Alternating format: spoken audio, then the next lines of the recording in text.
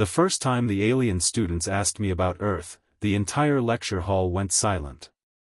I stood at the center of the Galactic Academy's xenobiology chamber, staring at hundreds of glowing eyes, shifting antennae, and twitching tendrils focused directly on me. Humans were still rare in Alliance space.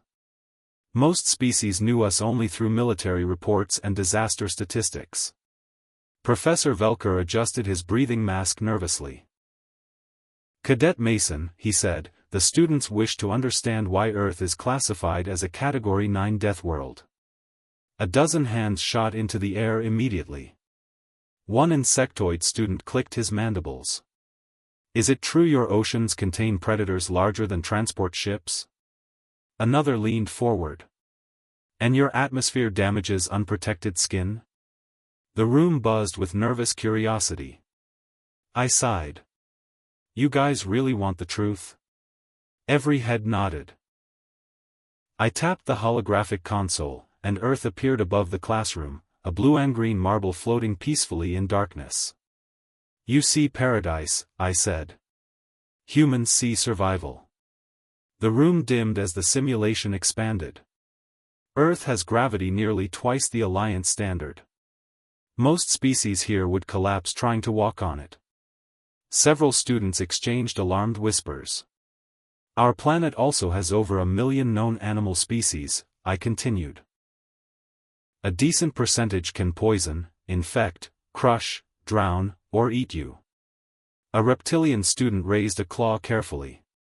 "Surely the dominant species evolved natural armor?" I laughed before I could stop myself. "No armor. No claws. No venom.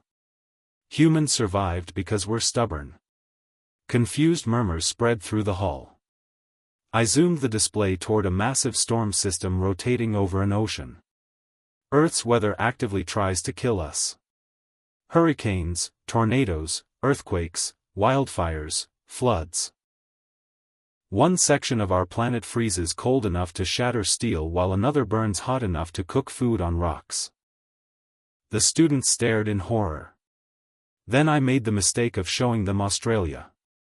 By the time I finished explaining spiders, venomous snakes, saltwater crocodiles, and something called a cassowary, one student had fainted completely. Professor Velker looked pale beneath his gray skin. "Your species remained there willingly?" "We were born there," I replied. The professor hesitated. "The records also state humans consume capsaicin recreationally." I grinned. "Spicy food?" "Yeah." A furry student nearly fell out of his chair. "You intentionally ingest chemical pain stimulants?" "Pretty much." The classroom erupted in panicked chatter. But then a quiet voice came from the back. A small aquatic student floated nervously inside a water sphere. "If Earth is truly that dangerous, how did humans ever leave it?" The room became silent again. That question always mattered. I looked back at the image of Earth spinning slowly above us. "Because surviving Earth forced us to adapt," I said quietly. "Every disaster taught us something. Every predator made us smarter.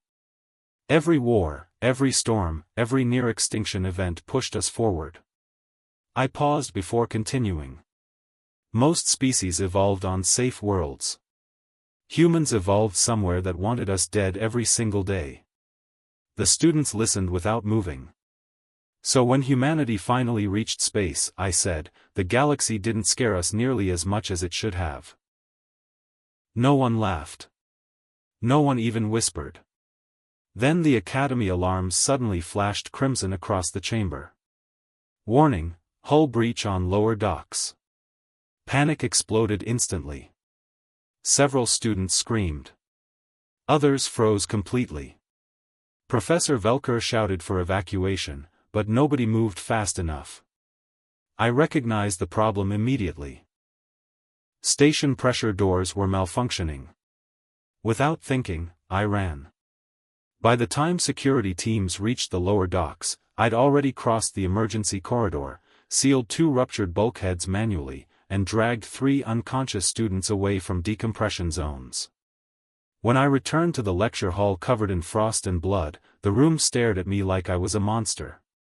The small aquatic student trembled inside his sphere. "You walked through vacuum exposure," he whispered. I shrugged painfully. "Only for 12 seconds. Professor Velker lowered his head slowly. And for the first time, the alien students truly understood why Earth was called a death world.